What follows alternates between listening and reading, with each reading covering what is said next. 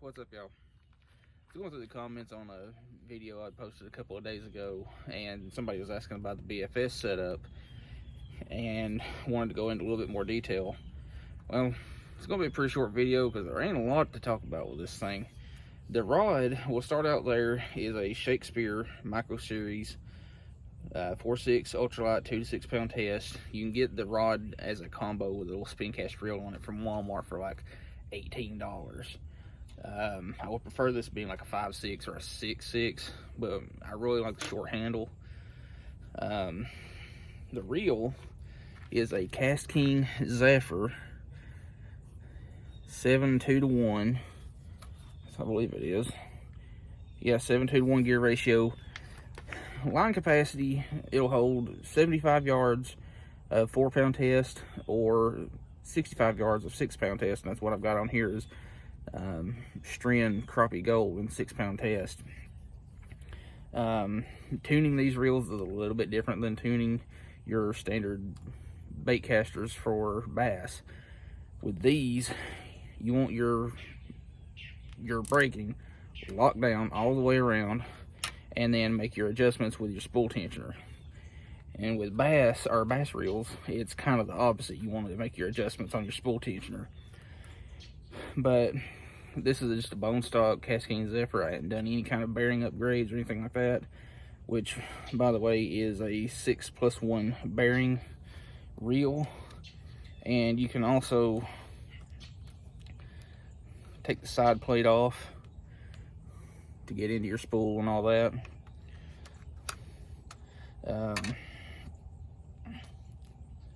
It's kind of inconvenient where they put the little lever to take the side plate off, but I've casted around different size jigs and baits, stuff like that.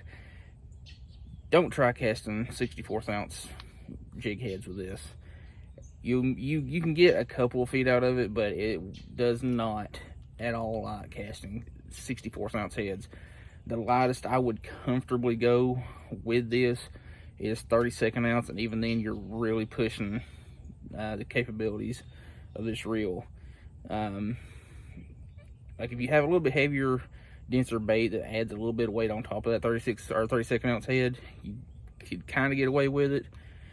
But I've found that 16th ounce, 3/16 or 16th ounce, 1/8 and 3/16 ounce heads work really well with this reel. Like it casts 3/16 ounce the best.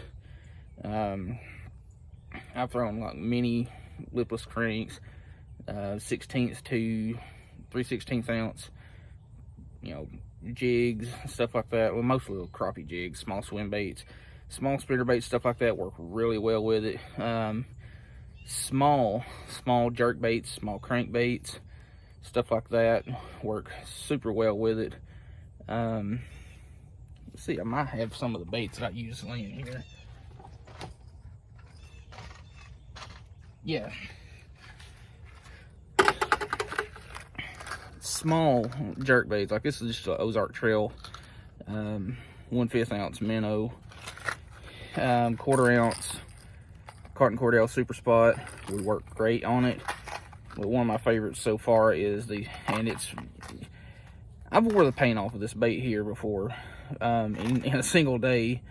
It's a Yozuri Rattling Vibe Mini, 1 5/8 inch long, 3/16 ounce, or for folks across the pond, 5 grams.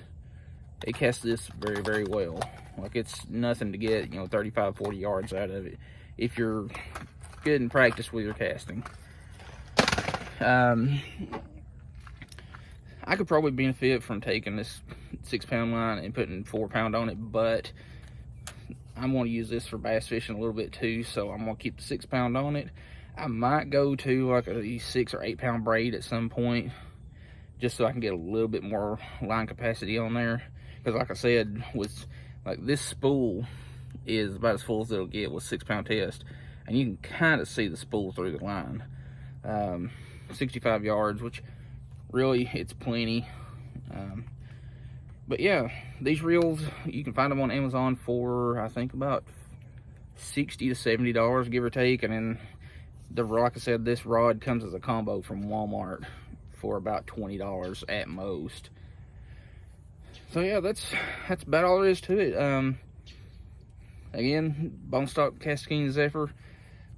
I really like the 16ths, 8ths, or 3/16 ounce sizes for it. Casts really well, and don't have to do a lot of tuning after you get it, you know, kind of set in for those weights. So anyway, if that answers any of your questions, like the video, comment, subscribe, share, whatever. I'll see you in the next video.